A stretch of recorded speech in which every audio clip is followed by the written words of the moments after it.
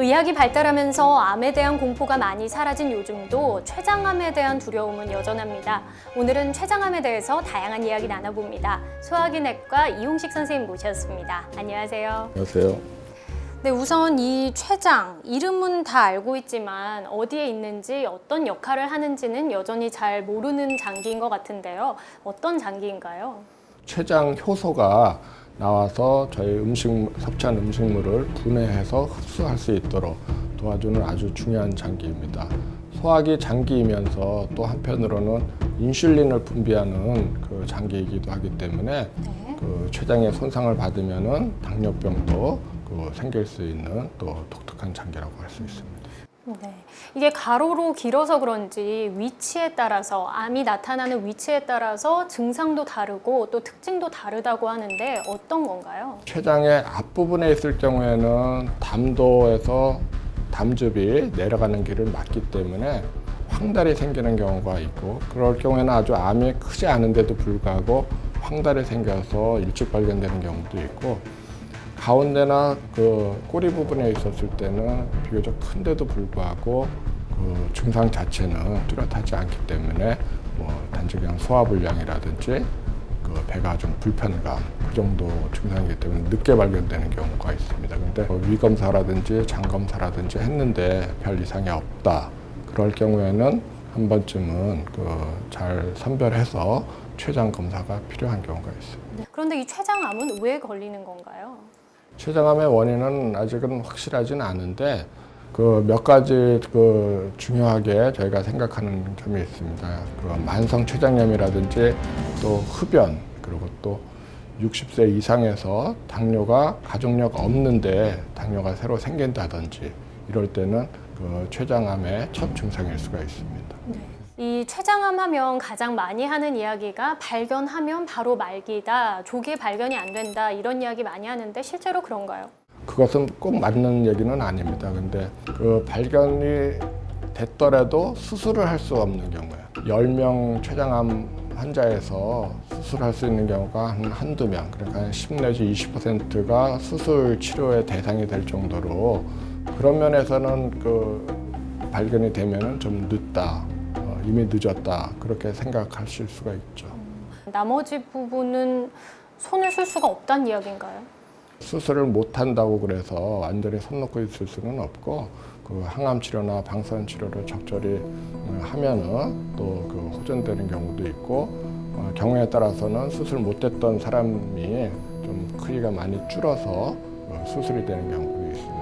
또 췌장암이다 그러면 이 치료를 해야지 된다 딱 그런 건 아니고 위치에 따라서 다르다는 치료 방법의 선택이라든지 어떤 도와줄 수 있는 부분이 다르다는 것을 아셨으면 좋겠습니다. 금연, 금주, 운동, 그리고 규칙적인 식습관으로 췌장 건강 지키시기 바랍니다.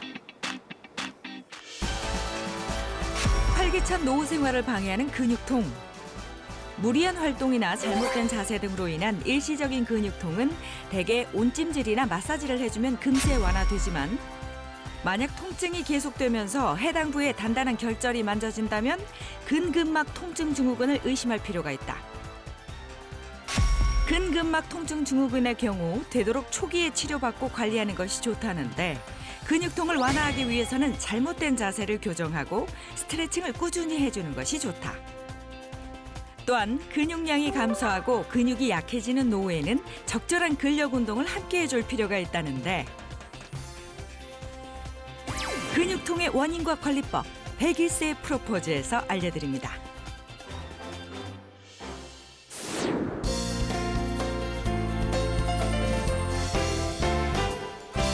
안녕하세요. 101세의 프로포즈 아나운서 임수민입니다.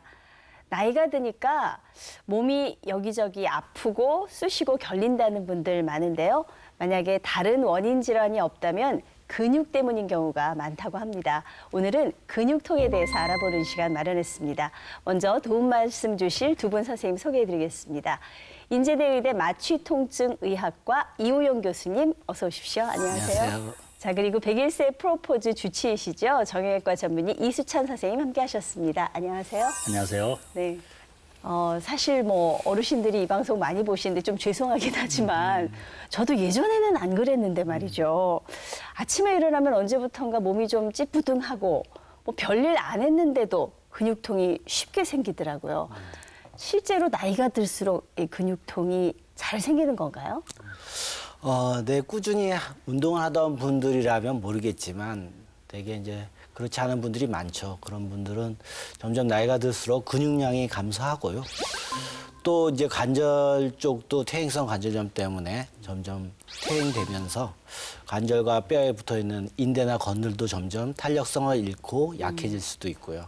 특히 이제 여성분들은 이제 폐경기 이후에 호르몬의 영향으로 급격하게 뼈가 감소되면서 관절통도 생기면서 아울러 이제 활동량이 줄다 보니까 같이 이제 근육량이 감소하면서 약간의 과부하가 걸려도 쉽게 근육통이 생길 수가 있겠습니다. 네. 근육 부족인 것 같아요. 맞습니다. 예. 그 이수미 아나운서도 지금 이제 근육통이 많이 생기는데 네. 여자가 남자보다 훨씬 많이 생기는 왜 그런 이유가 거죠? 있어요. 예. 그 젊었을 때는 네. 남자가 운동을 많이 해서 그런지 근육통이 많은데 예. 이제 나이가 들어가면 여성이 많은 이유가 폐경기가 지나면 여성이 호르몬이 변화가 오죠. 네. 그럼 뼈하고 근육도 약해지고 그다음에 좀 살이 찌기 시작합니다. 거기에다가 이제 손주 키워야 되지 또는 갑자기 일을 하게 되면 그렇죠. 근육에 무리가 오고 근육통이 생길 수가 있죠. 아하. 그래서 여성이 남성보다 훨씬 많은 겁니다. 그런데 말이죠. 이 근육통이라는 게 좀 뭐 무리를 했다거나 자세가 잘못됐다거나 해서 생긴 근육통이라면은 쉬어주고, 예. 그렇게 하면은 마사지 받고 그러면 괜찮아져야 될 텐데 어떤 경우에는 만성적으로 계속 아프다는 분들이 계십니다. 네. 먼저 제가 만성적인 통증에 대해서 좀 여쭤볼게요. 이 네. 근육통이 왜 만성적으로 생기는 걸까요? 네, 이제 보통 어르신들 중에 담이 걸렸다 하는 분들이 많은데 예, 예. 그런 분들 중에 이제 근근막 통증 증후군이라는 병이 있습니다. 그걸 앓고 있는 분들이 꽤 있을 것 같은데 근근막 통증 증후군이라는 것은 일시적으로 이제 근육이 뭉치는 게 아니라 만성적으로 그 부분에 이제 결절이 생겨서 계속 그것이 통증을 유발하는 경우라고 할 수 있습니다. 네. 근근막 통증 증후군. 예. 네. 말이 좀 어려운데 네네. 구체적으로 어떤 질환인지. 근근막 통증 증후군은 주로 이제 외상이나 근육을 과도하게 사용했을 때 또는 자세가 잘못됐거나 아니면 신체적인 어떤 척추 측만증 같은 구조적인 이상으로 인해서 어떤 근육이 과도하게 지속적으로 뭉치는 경우에 생길 수가 있는데요. 대개 이제 통증 유발점이라는 것이 생깁니다. 통증 유발점이라는 거는 그 부분에 만질 때 딱딱한 결절 같은 어떤 밴드 모양이 만져지면서 그 부분을 누르면 압통, 눌렀을 때 생기는 통증이 생기고요. 그것뿐만 아니라 누르지 않았는데도 생기는 자발통이 있을 수가 있습니다. 그리고 그 부분을 눌렀을 때는 그 부분만 아픈 게 아니라 그 주변의 어떤 다른 부위로 통증이 번지는 연관통이 생길 수가 있습니다. 이런 것들을 이제 근근막 통증 증후군이라고 할 수 있습니다. 기본적으로 그 근육통이 우리가 흔히 말하는 관절염이나 또는 허리 디스크 병보다 사실은 훨씬 많은 환자가 있는 것 같아요. 네네. 조금 전에 통증 유발점에 대해서 말씀을 하셨는데 네. 이 통증 유발점이 띠 모양으로 이렇게 만져지는 그런 걸 통증 유발점이라고 말씀하셨죠? 꼭 이제 띠 모양이라는 게 길쭉하다는 뜻은 아니고요. 예. 이게 동그랄 수도 있고 아니면 네모날 수도 있는데 이게 어쨌든 그 밴드라는 것이 요즘 나오는 밴드 보면은 동그란 밴드도 있고 그렇죠. 길쭉한 밴드도 있는 것처럼 예. 그것이 어떤 모양이라는 것보다는 눌렀을 때 만졌을 때 정상적인 근육이 아닌 어떤 딱딱하게 만져진다는 그런 의미죠.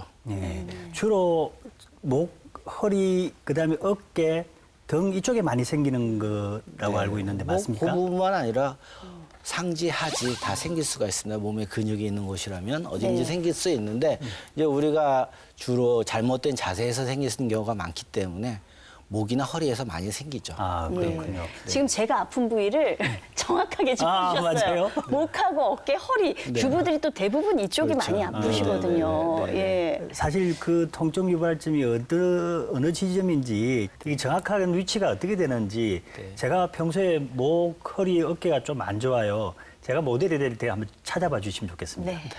제대로 한번 배워보죠. 예. 여러 근육이 있지만 우선 제일 흔한 통증 유발점을 유발하는 근육을 먼저 보겠습니다. 승모근이라는 근육인데요. 승모근은 이 목 후두부에서부터 시작해서 12번째 흉추에 가시돌기에 붙는 근육인데요. 마치 승려들이 쓰는 삿갓 모양처럼 생겼다 그래서 이름이 승모근이라고 붙어 있는데 이렇게 그 사각형 모양으로 생겨 있는 근육입니다. 그 근육에서 가장 통증 유발점을 잘 일으키는 부위는 어깨의 중앙에 있습니다. 여기에 대개 이제 딱딱한 결절이 만져지면서 압통이 있으면서 연관통이 발생하고요. 이 부분이 계속 지속적으로 아픈 경우가 많이 있죠. 거기 한번 제대로 짚어주세요. 전 무지 아픈데요, 지금. 네네. 선생님은 별로 안 아프실 것 같습니다. 네네. 다른 근육을 좀 보도록 하겠습니다. 예. 어떤 근육이냐면은 이제 흉쇄 유돌근이라는 근육인데요. 고개를 조금은 이쪽을 고개를 돌리는 데 쓰는 근육인데 이 유양돌기라는 이 부분에서부터 흉골과 쇄골에 붙는 이 두 갈래로 갈라지는 근육인데 요거를 이렇게 짚게 되면은 요 부분이 아픈 분들이 꽤 있습니다. 네. 진짜 네, 아파요. 네. 예. 여기가 아프면 이제 이렇게 눈 쪽으로 이렇게 해서 아픈 분들 연관통이 발생할 수도 있고요. 그리고 이제 다시 한번 또 좀 뒤로 돌아보시겠습니다. 이 견갑골의 극이라는 이 뼈가 이 위쪽과 아래쪽으로 나누는데 이 위쪽에 있는 근육보다는 이 아래쪽에 있는 극하근이라는 근육이 통증 유발점을 많이 일으킬 수가 있습니다. 그래서 요 지점, 이런 지점으로 누르게 되면 통증을 유발해서 이 팔꿈치 연관통이 생기는 분들도 좀 있을 수가 있고요. 그 외에 이제 허리 쪽으로 보시면은 허리에 이제 이렇게 골반뼈가 있지 않습니까? 이 골반뼈 위쪽으로 한 2 내지 3cm 정도 떨어진 곳에서 좀 안쪽으로 이렇게 눌러보면은 만져지는 근육이 있습니다. 이게 이제 요방형근이라는 근육인데 이 부분에 통증 유발점을 느끼는 분들이 꽤 있습니다. 요 정도만 하겠습니다. 네네. 그 외에 다른 자리해 주시죠. 많은 근육들이 있지만 네네네. 아니 저는 근데 제가 나갈 걸 그랬어요. 저는 지금 네. 얘기해 주신 통증 유발점에 제가 다 짚어봤더니 네. 누르니까 굉장히 많이 아프네요. 네, 네, 네. 원장님 상태가 괜찮으신 것 같은데. 아니 이 목을 누릴 때는 제가 깜짝 놀랐어요. 너무 아파서. 네네. 그런데 허리 누릴 때는 별로 안 아팠고 등 뒤쪽에 극하근 쪽이랄까 그쪽 누릴 때는 사실 아프긴 아팠는데 네네. 인상은 쓰지는 않았습니다. 아, 참으셨군요, 남자분이라서. 참았습니다. 사실 근데 제가 그 부위들 통증 유발점 배워보니까 이 근근막 통증 증후군이 주로 생기는 부위들이 흔히 우리가 얘기하는 그 오십견이라든가 또 허리 디스크 같은 것들하고 좀 혼동이 될 수도 있지 않을까 이런 생각이 드는데요. 네, 그렇습니다. 실제로 이제 근육은 신경에 의해서 지배받는 구조물들이기 때문에 신경이 이상이 있을 때 당연히 근육에 문제가 있는 것처럼 보이게 됩니다. 그래서 허리 디스크 이제 정확하게 얘기하면은 추간판 탈출증이 있거나 네. 그러면 이제 신경이 압박돼서 신경 쪽으로 방사통이 생기거든요. 근데 그 방사통이 때로는 이렇게 신경통인지 근육통인지 구분하기 어려울 때도 있습니다. 네. 그 우리가 오십견이나 또는 허리 디스크, 무릎 관절염하고 근육통하고 구별하는 부분 중에 이 오십견이나 이런 부분은 관절 운동에 제한이 있고 네네. 그다음에 허리 디스크 같은 경우도 신경을 따라서 저리고 땡기는 정세가 있는데 결국은 신경 정상과 운동 제한이 있으면 앞에 말한 이런 거고 그러한 정상이나 제한이 없으면 그러면 근육통으로 생각하시면 좋겠습니다. 그렇군요. 이 근근막 통증 증후군 같은 경우에는 아프기는 하지만 움직일 수는 있다는 그렇죠. 말씀이시죠. 예, 예. 그렇다면 이 근근막 통증 증후군으로 인한 근육통일 경우에는 어떻게 치료를 합니까? 잘못된 자세를 네. 교정하는 게 제일 중요한 것 같습니다. 요즘 이제 현대인들이 많이 쓰는 스마트폰 이게 제일 주범인 것 같고요. 보면은 사람들이 대화도 안 하고 이것만 쳐다보지 않습니까? 이게 목에서 오는 모든 근육들을 압박하고 더군다나 그거 자체가 목 디스크, 추간판 탈출증을 일으키는 원인이 되고 있습니다. 소위 얘기하는 뭐 거북목 증후군, 일자목 이런 것들도 다 연관이 되죠. 그래서 그런 자세만 교정해도 50% 이상 고쳐지지 않을까 생각이 들고요. 그 외에 이제 뭐 스트레칭 같은 거, 스트레칭이 이제 신전시켜 주는 거죠. 근육을 딱딱한 근육들은 그런 방법도 있고. 압통 유발점 주사라고 영어로는 이제 트리거 포인트 인젝션이라 그러는데 네. 그 아까 얘기했던 그 딱딱한 결절, 타이트 밴드에다가 주사를 하는 겁니다. 요즘은 우리가 이제 희석된 국소 마취제를 주사를 하고 있습니다. 이 국소 마취제의 효과가 혈관을 확장하는 효과가 있어요. 네네. 그래서 아무래도 이제 그 딱딱한 결절에 의해서 주변에 혈액순환이 잘 안 되거든요. 그래서 좀 혈액순환도 좀 해주면서 그 근육을 풀어주는 그런 효과를 보일 수가 있습니다. 근육통을 유발하는 질환 중에 이런 근근막 증후군 말고 섬유근육통이라는 걸 제가 이야기 들었습니다. 네. 그 섬유근육통 환자도 많이 있습니까? 섬유근육통은 이제 근근막 통증 증후군에 비해서는 좀 드문 질환입니다.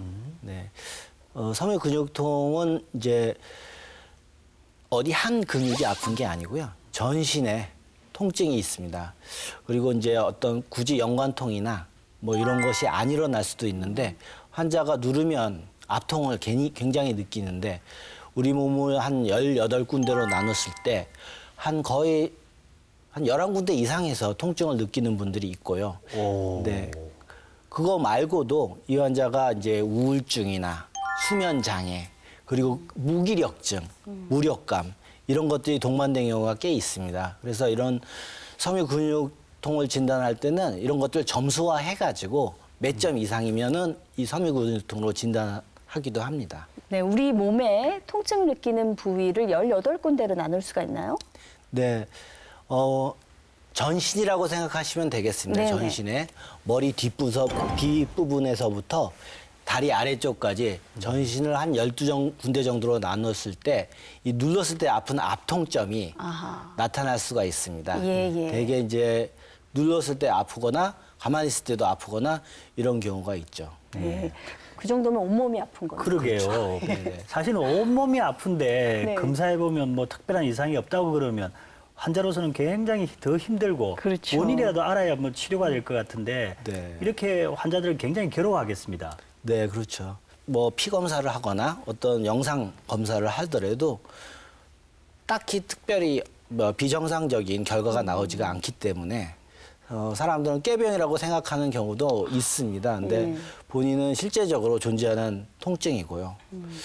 그래서 이제 이 통증의 원인이 왜 오는지는 아직 밝혀져 있지는 않은데 여러 가지 그 유전적 소인이 영향을 주지 않을까 생각을 하고 있는 게 어떤 다른 그 유전적 소인에 의해서 일어나는 질병들이랑 중첩되는 그 유전적 소인이 있습니다. 그런 것이 발견되고 있기도 하고요. 또 다른 원인으로는 그 외상이나 아주 과도한 어떤 신경통이 너무 오래 지속될 때 이러한 신경통이 전신으로 통증이 유발되는 경우가 있습니다. 그래서 네네. 이런 것들을 볼 때 말초신경의 어떤 통증이 중추신경에 영향을 주는 이제 예를 들어서 이런 걸 감작이라 그러거든요. 네네. 중추신경 감작에 의한 통증의 기전이 있지 않을까 지금 사람들이 연구하고 있습니다.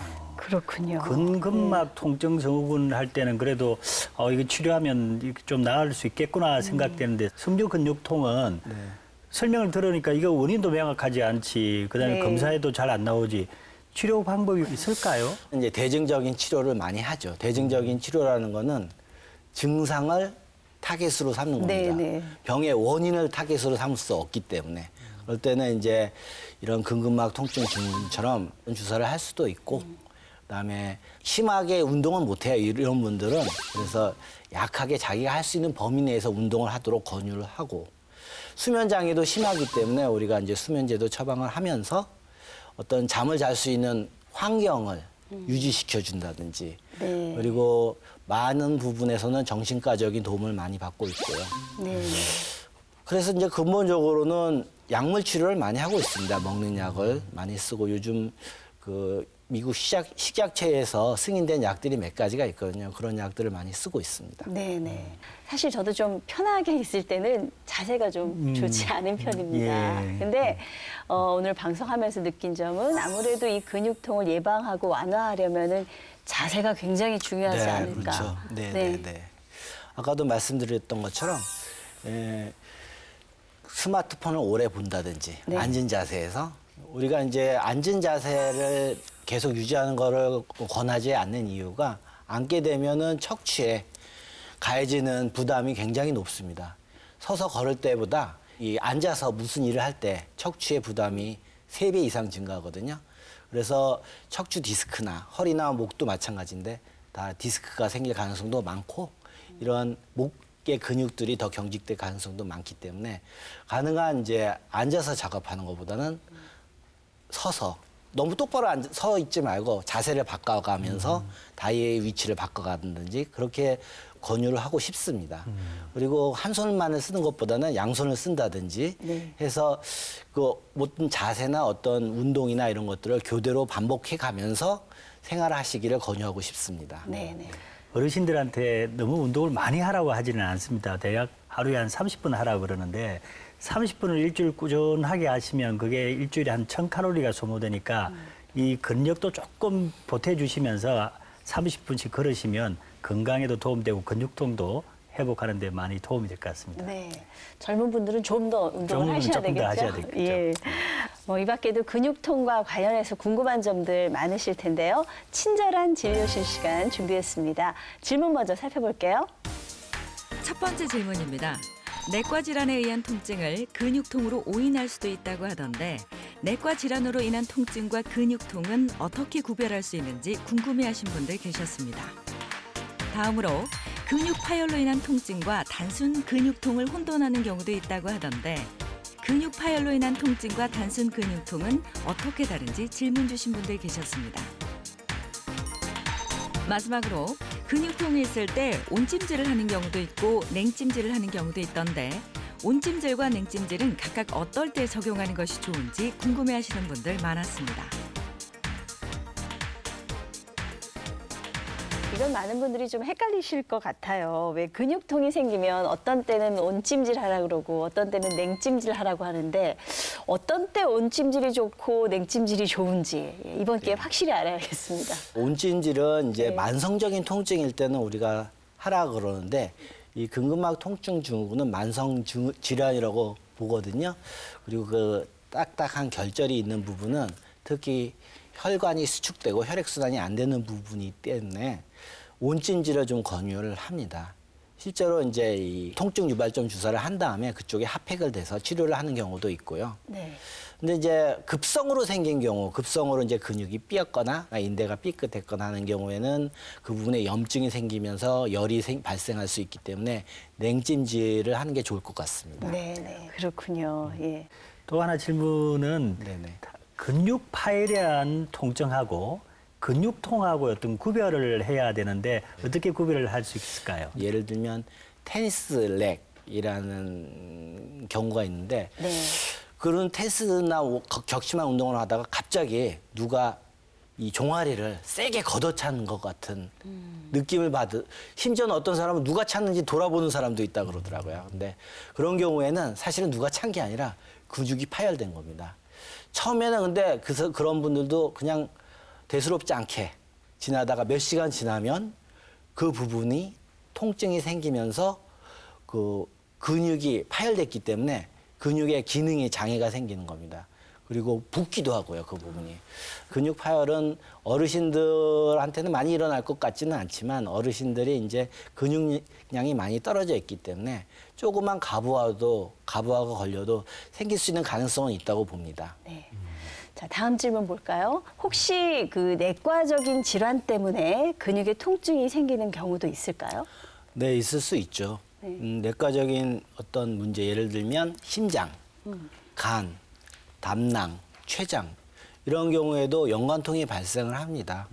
근데 이러한 연관통들은 근근막 통증 증후군이 일으키는 연관통보다 훨씬 심각하게 느껴질 수 있고요. 그리고 그 깊이가 굉장히 깊기 때문에 어디가 아픈지 애매모호한 경우가 상당히 있습니다. 물론 이제 근근막 통증 증후군도 깊은 근육에서 발생했을 때는 좀 애매모호할 때가 있지만 대부분은 그 위치가 어느 정도인지는 알고요. 그래서 이게 겉에서 아픈 거다, 속에서 아픈 거다 이런 거로 구분할 수가 있습니다. 정 구분이 안 되면 우리가 이제 예를 들어서 이런 내장성 통증은 암이랑 연관되는 경우가 많기 때문에 네네. 그런 어떤 암 인자들을 혈액 검사로 구분할 수가 있고 또 엑스레이나 CT나 MRI 등 영상 장치가 필요할 때도 있겠습니다. 그렇군요. 자, 마지막으로 근육통과 관련해서 또 도움 말씀 부탁드립니다. 네. 네. 어쨌든 이 통증이 조기에 치료하는 게 좋다는 거죠. 네. 통증 이렇게 낫겠지 하면은 그 근근막 통증 증후군이 딱딱해진 그 결절이 지속이 된다는 겁니다. 그리고 조금 시간이 지나면 낫는 것 같지만 그게 이제 잠재성으로 변하기 때문에 약한 계기, 예를 들어서 조금만 이제 무거운 걸 든다든지 그러면 그것이 다시 활동성 통증 유발점이 되는 겁니다. 이제 그렇게 되기 전에 적절한 치료를 받음으로 인해서 그렇게 잠재성 통증 증후군이 되지 않도록 하는 것이 좋을 것 같습니다. 참는 게 능사가 아니라는 네, 말씀이시네요. 네, 네. 예.